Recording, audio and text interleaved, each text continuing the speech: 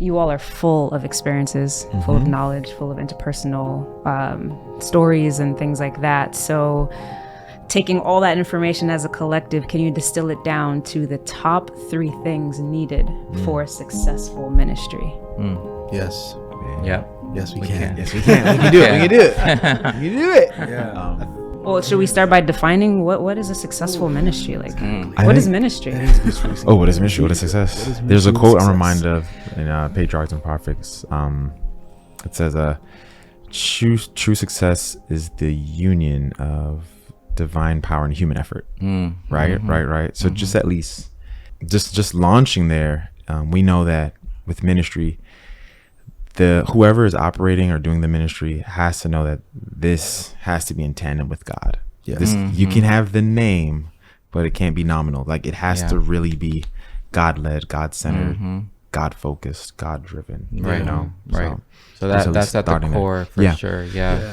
Because I genuinely believe this is that we all may have, this is my ministry. Sometimes we say, but there's only one ministry that's given to man, and it's reconciliation. Okay. You know, Jesus literally, you go to 1 Corinthians, he's like, and this is the ministry of Christ has been given to us, the reconciliation. And so there's just different branches of reconciliation that we partake in. And so I think one of the things is keeping that in mind. It's divine might, human effort. I know for me, when we were in discussion about it, it's having an aim, like a goal, that's inspired by God. It's inspired by God. But it's inspired by God. It's moved by God, right? You're like, okay, I feel like God is moving, calling me to do this,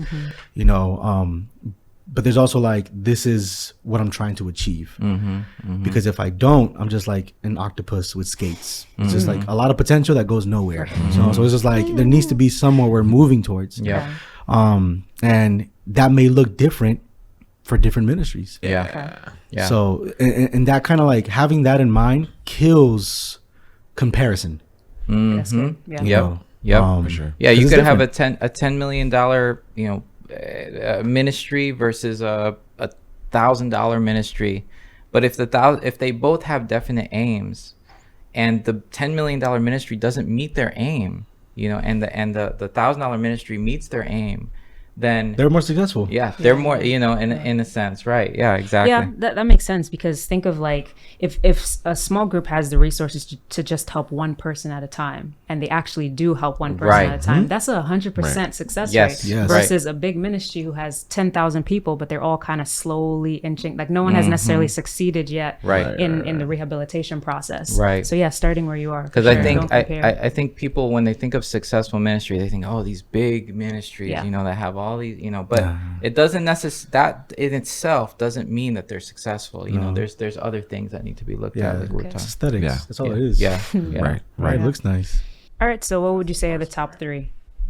Man, for me, starting it off really is adaptability. Like the ability to meet the needs or like, for example, and we'll talk about one of the points. I feel like there's a vision or a mission that you have, and this is the message, right? And this is the content of the message, but let's contextualize it to where I'm at. That's good. To meet and adapt, the people that I'm trying to serve, and so adaptability is huge because it kind of springs off into other things that are important, right? Relatability,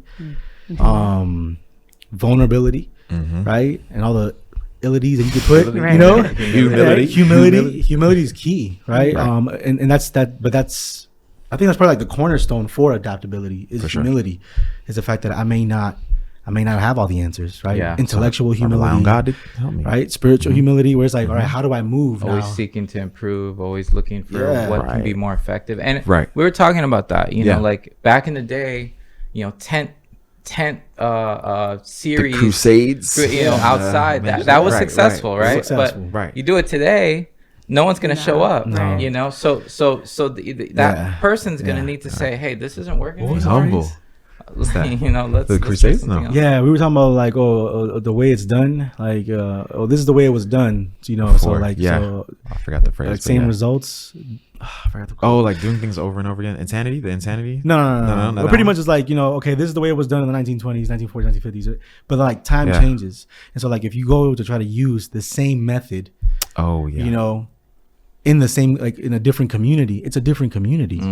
It's a whole different like demographic, people, struggles, issues, problems, whatever it is. Like this is the tract. It's not going to work here. And I see Christ in that because he talked to the Pharisees one way, he talked to his disciples another way, he talked to the common people another way. Absolutely. But the end goal was always salvation. Yeah. It reminds me of this quote from Paul, right, in 1 Corinthians 9, right, which is super like I feel like people should study this more in depth. Okay. Right. But it's a moment where he allows you into his mind. Okay.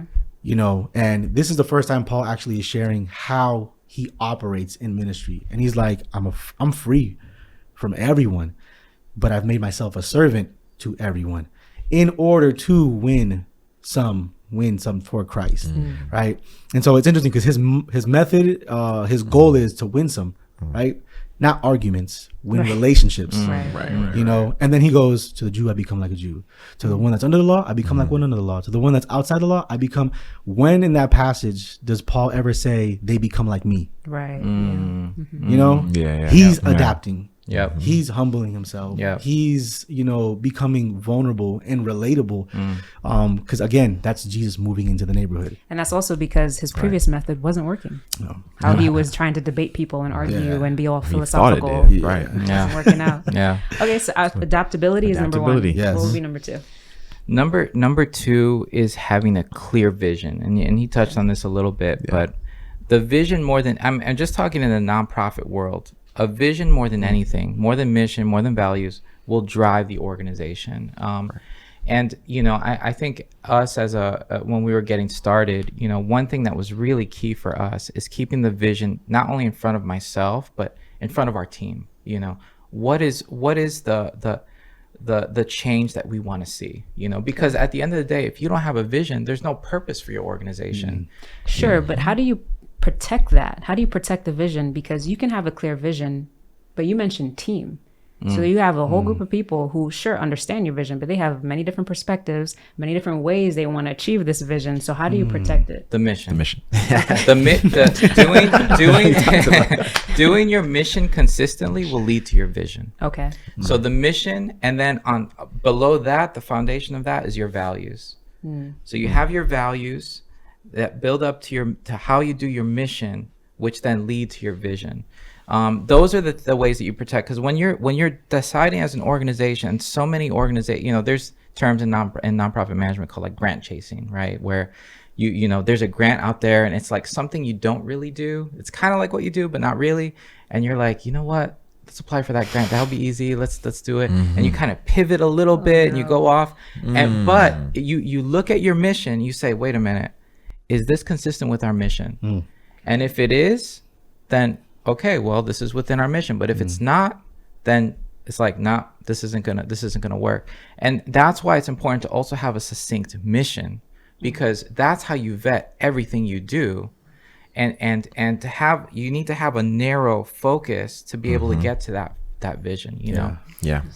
But yeah, the vision is what drives everybody, motivates everyone to see that. And it has to be big. Yes. It has to be big. Yes. There's a term in the business world called BHAG, and it's BHAG, and it stands for Big, Hairy, Audacious Goal.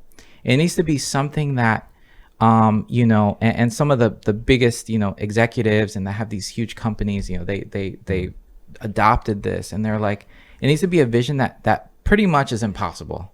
Like it's like could it happen? I mean, maybe there's a 0.0001% chance, but you know what? We're going to chase it. Like we're going to aim for it. You know what I mean? Right. It has to be something and that's why our vision, is to make sure that every metropolitan area in the U.S. has a drop-in center for people experiencing homelessness, because there's so many metropolitan areas that do not have a drop-in center. And it's a big vision. I believe we can achieve it. I truly believe we can achieve it. but it's out there. Yeah, it's gonna take some happening. time. Yeah. That's your reality, because you actually dropped a bomb earlier and just kept moving like it was nothing. When you were here the last show, you were talking about the grants that you had. You said like 100,000 and 200,000. And the next one will be $1 million. We're praying for $1 million. Earlier, just now, you were like praying for $1 million. Yeah, like we're getting government funding, almost $1 million. Right, so that's a prayer answered. Exactly. Yes, yeah. So last year, it's a huge prayer. Last year we raised about 2.95 million. And so in 2021, when we were here in January, we got together as a team. We had raised about with including in-kind donations, about 450,000 in 2020. And so we got to January 2021. We're like, all right, let's, we recognize that the line that shows our impact is totally parallel to our line of revenue. So we're like, okay, the more revenue we make, the more people we can impact. Yeah. So in January, we got together, we prayed, God, we want to raise $1 million this year. In 2020, we had raised 4 times what we raised the year before. And now we're looking at raising 3 times what we raised the year before again. Wow. And almost 4 times, which is 10 times 2 years before. And we got right to the end. Yeah, it's all God. And right at the end of the year in December, we're at 950,000. We're like, man. We're like a couple days left. Oh, like, yeah. God, this is crazy. I don't know what's gonna happen here. We're praying for it. We believe you're gonna do it. We at the last second, $100,000 check came in. We still don't know who it's from. Still, thank you. Whoever it is, they might be watching. I don't know. Who knows? Thank you. 100,000 and put it right over the $1 million mark. And I serve an on-time God, y'all. Yes, we do. Very much so. And I believe when we see the vision that you have is think of it as a container. The smaller a vision you have, the smaller of a container you have, right? The bigger a vision, the bigger a container you have. God will fill that container. It's up to you to determine how big you want that container to be. And so when you have a huge vision, God will fill it. You just have to when you look at the story with Elijah and the oil, right? So she, the oil was kept, it was going to continue to come out in the verse. And she tells her son, hey, get another container, oh, there is no more. Then it says, the next verse says, well, the oil stopped. If they had gotten more containers, they only grabbed enough containers that they thought was that was still impossible almost. They grabbed as much as they could, but if they would have taken more time, grabbed more containers, then more oil would have came. Or if they would have thought outside the box. Yeah. Right. Like, they would have thought, right. Yo, get that box. Hey, let's get this box up. Everything. Yo, the shoes are contained. Everything. And the Bible encourages this. Like, it drops subtle hints. Like, our Father owns, what is it, cattle on 1,000 hills. Like, ask and ye shall receive. Like, all exceedingly, these things. abundantly, beyond anything. Amen. Okay, so we have adaptability, clear vision. What's the third one? Yeah, the third one is consistency. Consistency. You want to be consistent in whatever you're trying to do, whatever goal you're trying to accomplish. In ministry specifically, you want to continue to show up and show out in spite of whatever you may face. Because once you stop, faith it. There we go. Faith it till you make it. I like that. Faith it. Yeah. All right. Because once you stop, being consistent, all the devil needs is just a little in, and then he's got you. And then sooner or later, things just digress, and then you stop. But the thing about being consistent is that it's not easy. So you need courage. You really need courage to be consistent, because if you're courageous in that, it'll help you be disciplined in that, and then you can be consistent. So for instance, a few months ago, I was like, I'm gonna go to bed at this time. I was telling them the other day, I was going to bed at this time. But I started to realize that I wasn't consistent in it because I lacked the courage to say no when someone's calling at 8:57 if I'm going to bed at 9 or whatever the case. But so the more times you say no to the things that aren't for you is the more you'll be able to show up for the things that are for you. Yes. Right. And then you're able to contain your consistency. And as you're consistent, you get better at doing what you're doing, and then it just becomes second nature, and then God can work with more, and he can do more if he's consistent. So consistency is definitely key. And I liked how you applied it to your life, because you can't give from an empty cup. So you need to establish that in your life and your circle before reaching out to others. And the beautiful thing is that God knows that you're inconsistent. He knows that you're not that you don't have adaptability. He knows that your vision, the way you see vision, is slim. So everything in ministry, as you enter into it, it's all about getting closer to God, growing with God, allowing God to reveal himself to you in ways that you will have never have seen before, you know? So he allows us to enter into ministry to really, you know, minister to people in awesome ways, help them to know him, but also to help ourselves to know who he is and to see what he's really about, because he's going to show up and show out. You know? Amen. Awesome. I think it does build like a pattern with the decisions, right? The things we say no to is the things we say yes to for someone else, right? And I think what's interesting about consistency is, I mean, you take it, for example, in the gym setting, right? You're beginning to build a discipline, which is now fueling the consistency. Growth happens. Exactly. Like, it's inevitable. That's right. For growth to happen. Either, you know, and take that and take it into like different aspects of life, of spirituality, of all these things. Relationships, especially relationships. It's huge in relationships when you think about, can I trust this person? Everybody else has let me down. And this person's not stepping into my life, saying such and such. Oh yeah, I'm here. And it's just like, okay, yeah, like I've seen a dime a dozen before, like, yo, okay, like whatever. But then you show again, and then you show again, and then the relationship begins to build. Then it's just like, okay, I can trust you, and I also see that you actually do care. So I'm actually going to listen to what you're saying. And if you do present to me a God that you are representing, then I may want to know more about. For sure. Because if you're consistent like this, then what about the God that you do serve?